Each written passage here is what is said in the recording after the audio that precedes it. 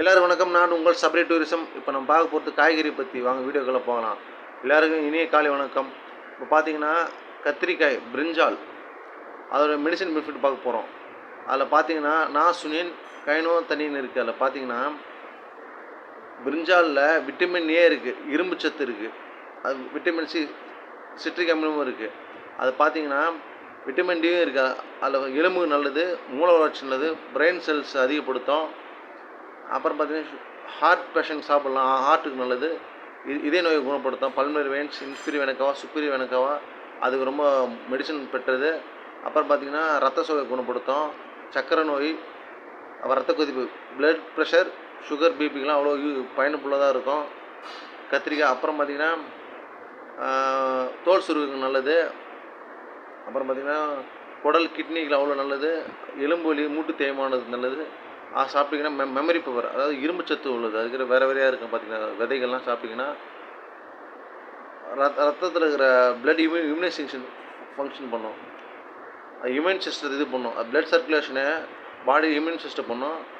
சாப்பிட்டிங்கன்னா வந்து ஆக்டிவாக இருப்பாங்க, தெளிவாக இருப்பாங்க, யங்காக இருப்பாங்க. ஏன்னா கத்திரிக்காய் ஒதுக்கி வைக்கிறாங்கல்ல, கத்திரிக்காய் அவ்வளோ மெடிசன் பெனிஃபிட் இருக்குது. கத்திரிக்காய் வந்து சின்ன குழந்தைலேருந்து வயசான ஒதுக்கி சாப்பிட்லாம், அவ்வளோ நல்லது மெடிசன் பெனிஃபிட்டு. கத்திரிக்காயில் பார்த்தீங்கன்னா கண் பார்வைக்கு நல்லது, விட்டமின் ஏவும் இருக்குது. அதில் விட்டமின் இ, மால்டத்தன்மை, ஹேமரேஜ், அதுக்கும் கத்திரிக்காய் ஒரு சிறந்த மெடிசன்.